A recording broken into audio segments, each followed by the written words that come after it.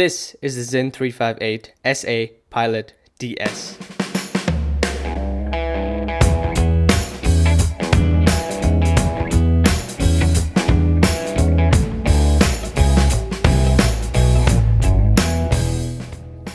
So this is the first impressions video of the Sinn 358. Sinn sent me this watch to review and experience for about 3 weeks, so the full review will be out in a few weeks' time. This is not sponsored or conditional, so I can say what I want.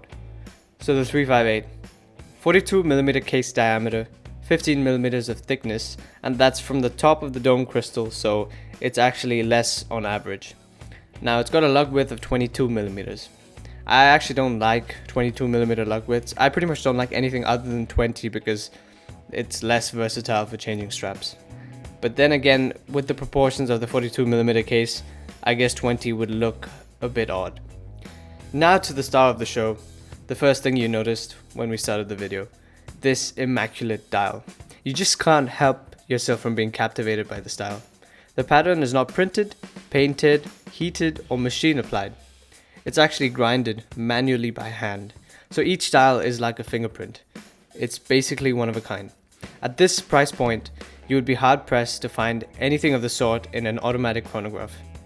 Each stroke you see is a scratch, and oddly these scratches enhance the dial instead of detracting from it. If you look closely, there's a slight contour of each one of the subdials, creating a separation and contrast. I find this all very unique and stunning. It's the first time I've seen something like this in a watch. So this is a pilot's watch. The emphasis and priority is of course legibility, because that is the crucial thing about pilot watches, or Fliegers. Since this watch is a chronograph, the dial is naturally busy, but Sinn still found some way to exploit the small details and create contrast with the white hands and the Arabic numerals filled with lume. My wrist is about 7.3 inches in circumference, which is 19 centimeters. At 42mm, this is not a small watch, but it does fit really well on my wrist.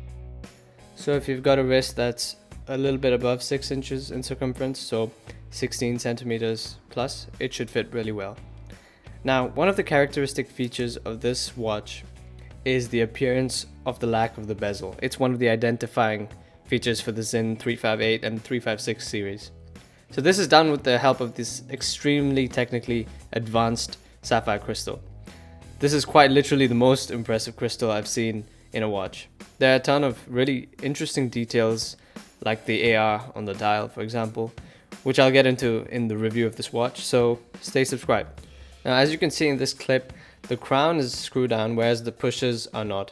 The crown has a really nice feel to it, and it's very certain in terms of the action. Now, the AR coating on this crystal is bi-layered, so there's one layer on the top and one on the underside. I haven't quite come across another domed crystal which looks as good and is technically more impressive. It makes the watch look quite a bit more expensive, and it properly allows you to appreciate the dial regardless of the lighting condition. Now, if you saw the previous video on the first impressions of the Sinn U50, I did comment about the crystal. And for some reason, Sinn has a way with the crystals. Now, it's quite an odd thing to say, but their sapphire crystals are fantastic to look at. And it's the most high quality crystal I've come across. When I say that, it's not really an exaggeration. I am comparing it to many Rolex crystals, Omegas, really high-end watches, AP crystals, Patek crystals. For some reason, these are just that much better. Now to the movement of this piece. So the movement running this watch is the Sellita SW500. So it's kind of quite similar to the Valjoux 7750. That's kind of a reference point. And it's a automatic chronograph with the date combination, as you can see below Sinn and above Flieger on the dial. This version has the German date, so that's why it says Don for Donnerstag, which is basically Thursday. However, you can option this watch with an English date wheel. Also, the positioning of the date wheel and the day. I really like that they didn't cut out the 3 o'clock marker, so it's the same as 9 o'clock, and I appreciate that symmetry. And it looks really nice with the overall spacing of the dial, because you don't have too many numerals and you don't have too many markers, and it makes it overall more legible because it really needs to be as a Flieger. Now let's talk a bit about the strap. So this is the base option, the canvas sort of leather strap.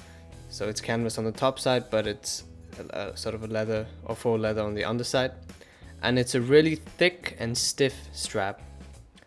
Now when it's new it's extremely stiff, but I've been wearing it, so it does contour to your wrist after a few hours, but I'm really not that much of a fan of the strap. I would probably change it to, I don't know, perhaps a NATO, or I would change it to a rubber strap. I think a rubber strap would suit this watch better. Even though this is kind of more of a dressy looking piece, I still don't really like this canvas strap because I find it a bit stiff. However, in terms of the build quality, it's really strong, and the creasing is only visible on the inside, on the underside. It's probably a really sturdy strap, but it's just not to my taste. We'll see how it holds up in the full review. Now I want to briefly get back to the movement and its actuation.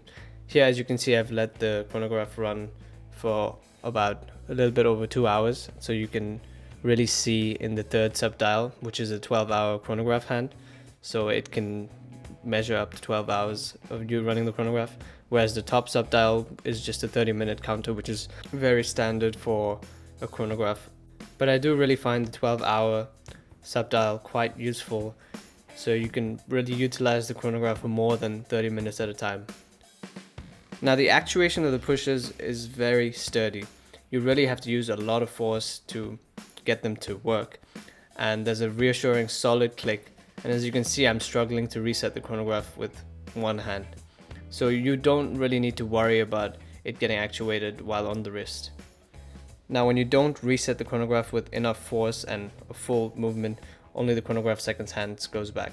So now the subdial is also back with enough force. Now normally it goes back fine, but if you're sitting with a camera and concerned about recording the watch instead of clicking the button, then that's what happens. One thing we didn't go over yet is that display case back. It's a really nice sapphire display case back, and you get to see a finished movement. It's not too decorated, but you do see some blued screws and you do see some pop of color, and the striping of the rotor is really nice, but it's still sort of more of an industrial look than, let's say, an artistic take on the movement finishing. And that's because this is a Flieger and the movement is basically a Celito movement, so it's not in-house. But overall, I think the package is really nice. The attention to detail that Sinn puts into testing their watches is something we didn't cover in this video, but that will be there in the full review. And that's one of the key reasons to get a Sinn in the first place. They care so much about the minor details, and they make small changes to make a really nice product. So those are the first impressions. That's pretty much it. See you in the next one. Cheers.